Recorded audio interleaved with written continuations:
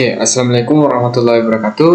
Perkenalkan, nama saya Muhammad Rifka Pransyah dengan NIM 2318309882. Saya dari program studi akuntansi. Di sini saya akan membahas soal 15 rumus yang wajib kalian ketahui.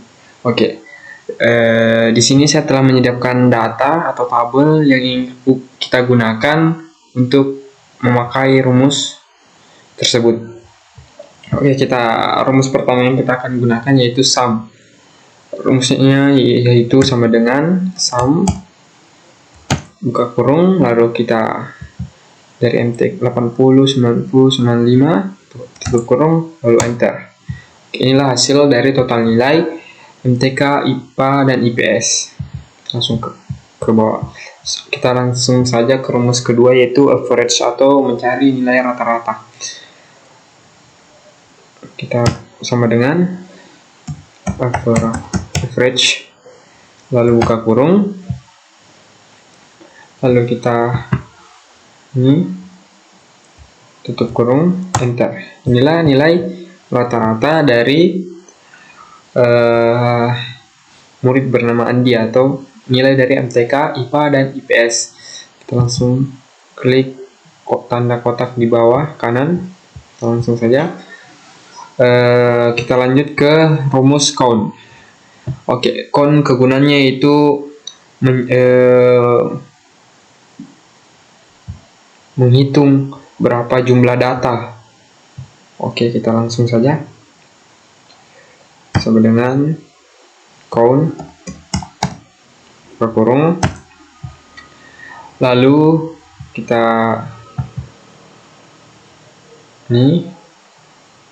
kurung, bentar. Oke, jadi jumlah banyak murid di kelas yaitu 10 orang. Atau kita bisa menghitung dengan count A. Dia akan menghitung berupa data tapi bukan angka. Dia akan menghitung huruf. Kita lanjut ke rumus max. Rumusnya itu sama dengan max buka kurung, lalu kita enter. Ini adalah rumus untuk mencari nilai rata-rata tertinggi atau mencari data atau nilai di data tersebut yang tertinggi. Kita lanjut ke min.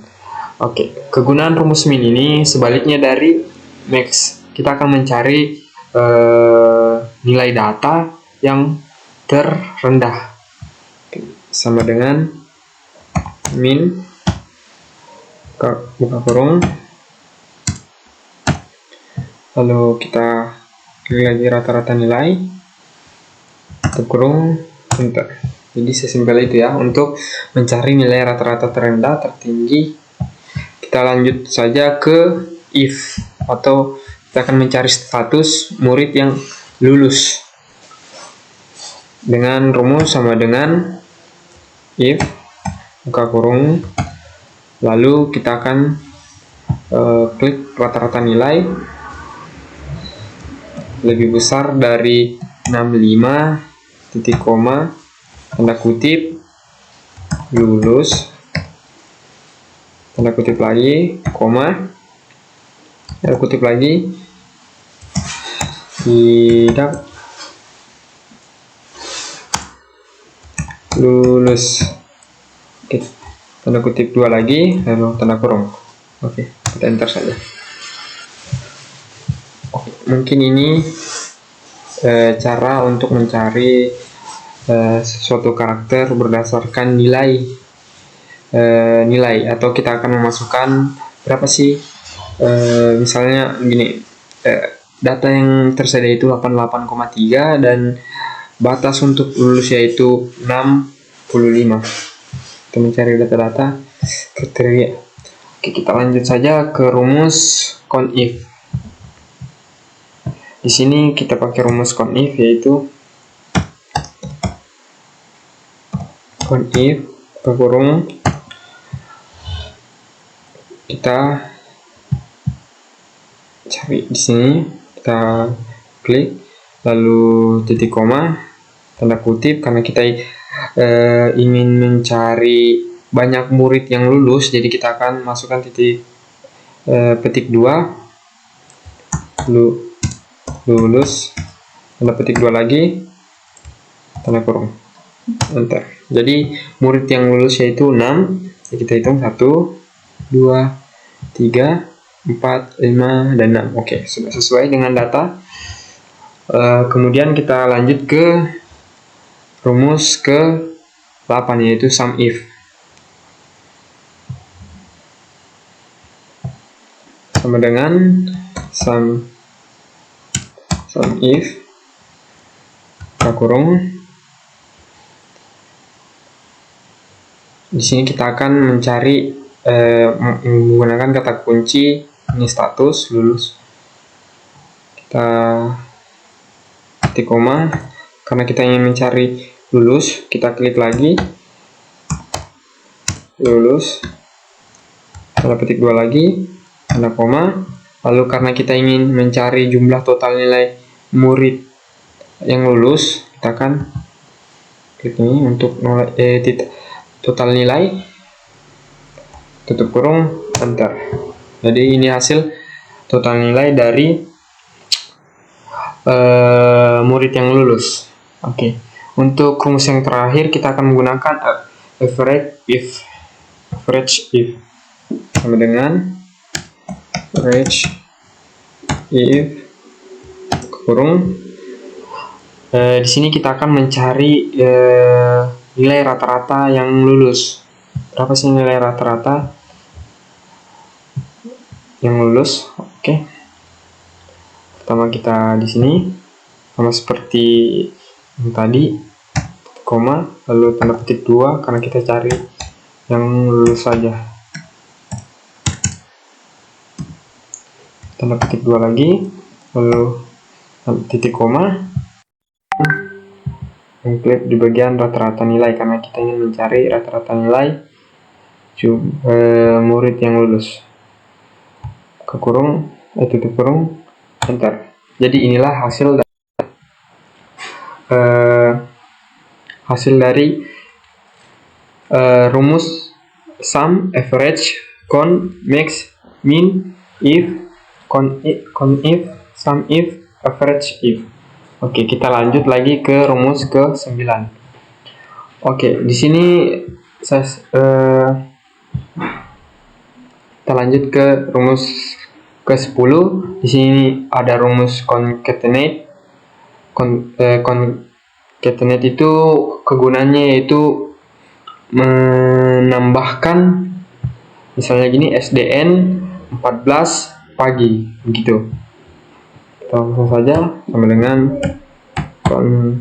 concatenate buka kurung, lalu SDN untuk di bagian tabel pertama, titik koma. Karena kita ingin memakai spasi, jadi kita spasi, titik koma, lalu tanda kutip, lalu titik koma. Kita klik lagi di 14 atau nama sekolah, titik koma lagi, tanda petik 2, spasi, tanda petik 2 lagi, lalu titik koma kembali, lalu kita klik di bagian keterangan atau pagi yang ingin kita tambahkan, tutup kurung, enter. Jadi inilah hasil dari rumus concatenate. Oke. Kita lanjut lagi ke rumus lower, upper, dan proper. Oke, di sini saya sudah menyiapkan data-data nama kepala sekolah, tapi di sini berantakan ya. Di sini ada nama huruf besar di akhir kata, huruf besar, pokoknya berantakan ya. Di sini kita akan lower.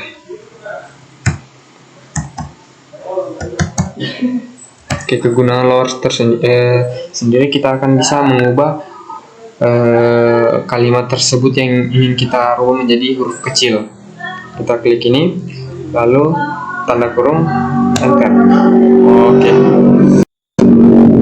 Setelah setelah seperti ini kita akan mengubah menjadi huruf besar semua dengan rumus upper sama dengan upper buka kurung, lalu kita klik lagi ini tutup kurung, enter. Ini cara menggunakan rumus lower, upper, dan kita lanjut ke rumus proper. Langsung saja ke rumusnya, itu sama dengan proper buka kurung, kita klik lagi ini, kita tutup kurung, enter. Oke. Inilah hasil dari ketiga rumus ke-10 concatenate, rumus ke-11 lower, rumus ke-12 itu upper, dan rumus ke-13 proper. Oke, kita akan lanjut ke rumus ke-14.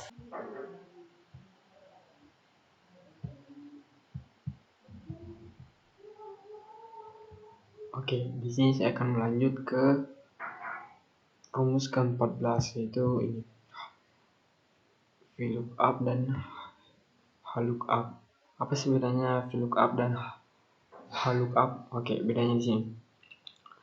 Vertical lookup dan horizontal lookup, ketika tabel kita gunakan itu vertikal atau panjang ke bawah, itu kita akan menggunakan vertical lookup. Kemudian ketika data kita akan memanjang ke kanan atau ke kiri, kita akan menggunakan rumus HLOOKUP. Oke, mungkin itu saja. Kita langsung ke rumus 14. Itu sama dengan lookup kurung, lalu kita pakai kata kunci atau lookup value, yaitu nomor pemesanan, titik koma, lalu kita pakai data referensi untuk mencari data yang ingin kita cari. Jangan lupa F4 untuk mengunci rumus tersebut, titik koma. Oke, karena kita tadi ingin mencari nama customer, dan pada tabel ini nama customer pada tabel kedua, jadi kita akan 2 titik koma 0 tutup kurung, enter. Oke, jadi di sini kita sudah mendapat data nama customer dari data referensi menggunakan rumus lookup. Oke. Untuk mencari domisili juga hampir sama, kita akan menggunakan rumus lookup dengan lookup buka kurung, lalu kita masih menggunakan lookup value, yaitu nama pemesanan 106, lalu titik koma, lalu kita pergi ke data referensi lagi, kita ujung head table sampai Bandung, lalu titik koma lagi, karena kita ingin mencari data domisili, dan pada tabel ini domisili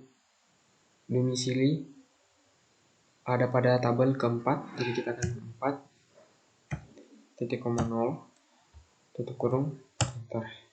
Jadi gitu cara menggunakan rumus lookup. Oke, sorry karena di sini saya lupa menggunakan F4. Oke, kita ulang lagi sama dengan lookup kurung, lalu kita gunakan lookup value itu 106, dan jangan lupa titik koma, lalu referensi akan gunakan ini F4 titik koma 4, tabel domisili ada pada urutan keempat, titik koma lagi 0, dan oke, enter. Oke, sudah aman ya, sudah nggak ada error karena kita sudah mengunci rumus tersebut.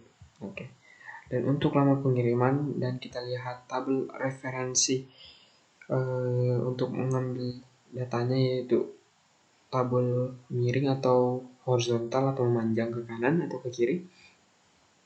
Di sini kita akan menggunakan rumus horizontal lookup. Oke, kita langsung sama dengan lookup tutup kurung, lalu karena di data referensinya itu nggak ada nama pemesanan, jadi kata kunci lookup value-nya itu kita ganti menjadi Palembang atau domisili. Jangan lupa titik koma, lalu ini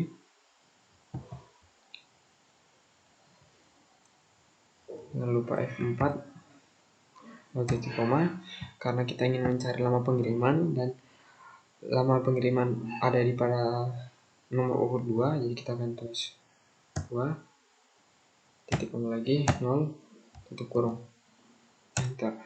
Oke, jadi sudah berhasil untuk rumus horizontal lookup. Oke, mungkin itu saja yang saya dapat jelaskan mengenai 15 rumus yang wajib kalian ketahui, atau yang ingin bekerja atau kuliah di luar sana. Mungkin ini 15 rumus yang wajib kalian ketahui di Microsoft Excel. Mungkin wassalamualaikum warahmatullahi wabarakatuh.